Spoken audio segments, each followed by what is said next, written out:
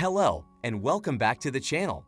In today's video, we'll dive into the story of someone who can defy the laws of time and space in The Girl Who Leapt Through Time.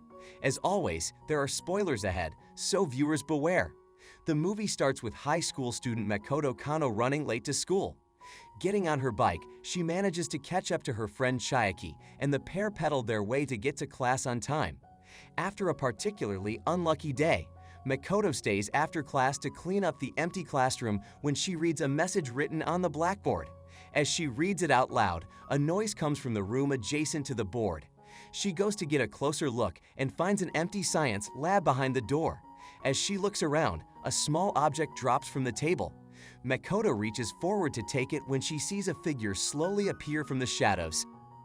Startled by the anonymous figure, she stumbles and touches the small object.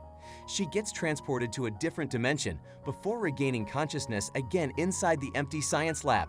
She thinks nothing of it and makes her way out of school with Chiaki and their other friend Kasuke. After hanging out with them for a bit, Makoto gets back on her bike and sets off to run an errand for her mom. As she speeds down a steep hill, she realizes she's quickly approaching a passing train. Makoto tries to slow down, but discovers that the brakes on her bike aren't working. Makoto hits the railing and is ejected from her bike. Just as she's about to get hit by the oncoming train, she's transported back a couple of minutes in the past. A little unsettled by this, Makoto makes her way to the museum where her aunt works and tells her all about her strange day. Unfazed by the details of her story, Makoto's aunt, Kazuko, tells her she did a time leap, meaning Makoto now has the power to travel back in time. Kazuko also tells her that it's not that rare, since many girls her age have the ability to time leap.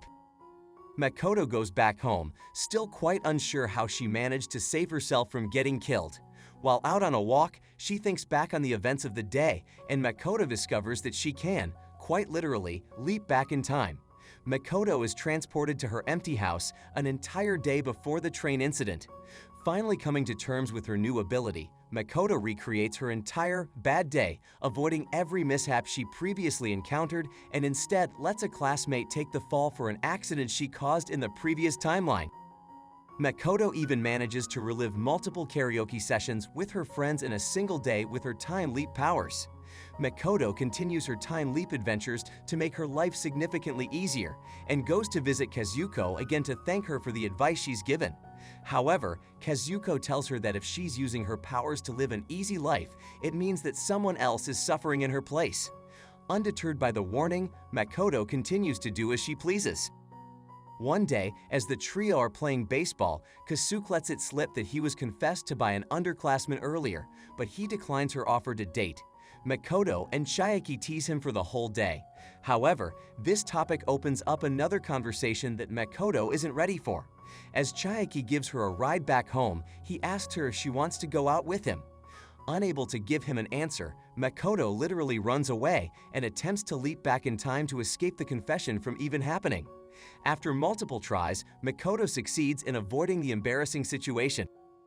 Makoto asked for Kazuko's advice, but she only asked her why she denied him a chance when she can just go back in time to undo the situation if she finds that things aren't working out between them.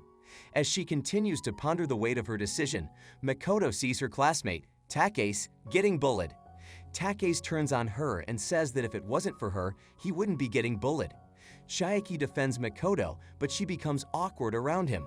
Because she knows about his secret feelings for her, Makoto grows increasingly uncomfortable around him. Meanwhile, Chiaki becomes frustrated at her weird actions.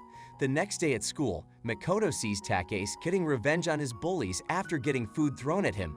Makoto begs him to stop, which makes him target her instead. He throws a fire extinguisher at her, but Chiaki appears to save her. Makoto panics and leaps back in time to save Chiaki from saving her. She succeeds, but another classmate gets hit by the extinguisher instead. Seeing the effects of her actions, Makoto makes it her mission to make things better. One day, while playing baseball, Chiaki tells his friends that he's dating Makoto's friend Yuri. While processing this piece of information, Makoto sees that she has a tattoo of a number on her arm. A couple of days pass, and Makoto is pressured to declare what career she'd like to have in the future. However, Makoto is unable to concentrate because of the number on her arm and sees that it's slowly dwindling in number. As she walks around school, Makoto is confronted by people from the volunteer club and quickly realizes that one of the girls is the person that Kasuke turned down. She explains to them that she's not dating Kasuke and offers to help the girl Kaho instead. She travels back in time to help Kaho, but somehow makes things worse with each try. After leaping one final time during the day of the train incident, she succeeds in getting them together, but sees that the number on her arm has dwindled down to 1. While in this timeline, Makoto visits the science lab to look for the unknown figure she once saw. Popping out from the shadows, she sees Yuri instead. On her way out of the lab, she gets a text from Kasuke telling her he had been confessed to and now he's borrowing her bike to take Kaho to her home. Makoto panics, remembering that her bike has faulty brakes and tries calling Kasuke, but finds that she can't reach him. Makoto runs to save the pair, but finds that they're not at the place where she had her accident. She then gets a call from Chiaki, who tells her that Kasuke already went home. Taking advantage of the call, she tells Chiaki that she likes playing baseball with him, and Chiaki takes this time to ask her a question as well. Thinking he confess again, Makoto presses for answers, but gets a response instead that shocks her. Instead of a confession, Chiaki asks Makoto if she's time leaping. Makoto stops dead in her tracks as Chiaki continues to pressure her for an answer. Panicking once more, Makoto time leaps a couple of minutes past and diverts the conversation. She succeeds in changing the topic, but finds that the number on her arm has now gone down to 0. Makoto realizes she used her last time leap just as she sees Kasuke and Kaho on her bike, speeding down the same steep hill. Makoto runs after her friends, but fails to save them from the accident. Refusing to accept the reality of the situation, Makoto screams and screams until it seems that she virtually stopped time itself. Chiaki appears behind her, holding her faulty bike, and it appears that it was Chiaki who froze time. Chiaki tells her that he came from the future, revealing that he can time leap as well. He explains that in his own timeline, the people have developed a device that lets you go back and forth in time freely and shows the same small object that Makoto touched back then. Chiaki says that he used it to travel back in time but lost it somewhere, and now he's unable to go back to his own timeline. When asked why he leaped into the past, he tells Makoto that there's a painting he wanted to see because in his timeline, the painting had already been destroyed. They visit the art museum where Kazuko works, and the pair see that the painting is currently being restored.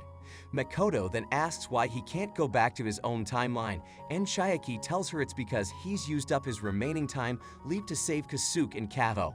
While walking around the still city, Chiaki tells Makoto that he has to leave now because people in the past can't learn about time leaping in the future.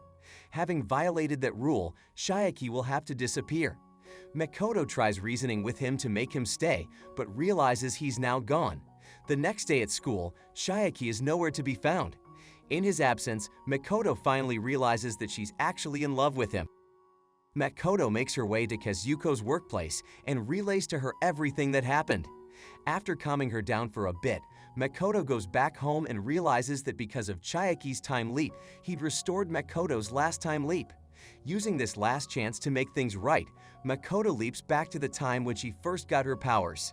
As she wakes up in the lab, she sees Chiaki's time-traveling device. Yuri calls out to her, and she waits while Makoto fixes the test papers from before. Makoto lets her know that she likes Chiaki, which shocks Yuri for a bit, but eventually tells Makoto to go after Chiaki. Makoto makes it to the school grounds, meeting Kasuke on the way. After telling him to go invite Kaho to play with them, she also says that if he ever wants to borrow her bike, he has to pay for it. She leaves a very confused Kasuke and runs to the baseball field in order to meet Chiaki first. Once there, she immediately shows Chiaki his device and tells him everything she knows.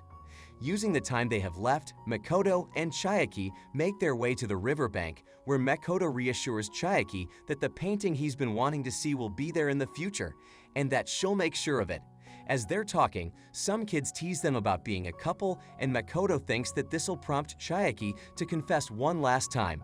However, he settles on telling her to take care of herself, much to her disappointment. Makoto cries, thinking her chance has passed her by yet again. But then, Chiaki reappears, hugs her goodbye, and tells her he'll be waiting for her in the future before finally leaving for good. The next day, Makoto tells Kasuke that Chiaki left to study abroad and that she's finally decided on what she wants to do in the future. And that was the heartwarming story of Makoto in The Girl Who Leapt Through Time. If you like this video, make sure to give it a thumbs up, subscribe to the channel, and share with us what you think of the movie in the comments below. Until next time, bye!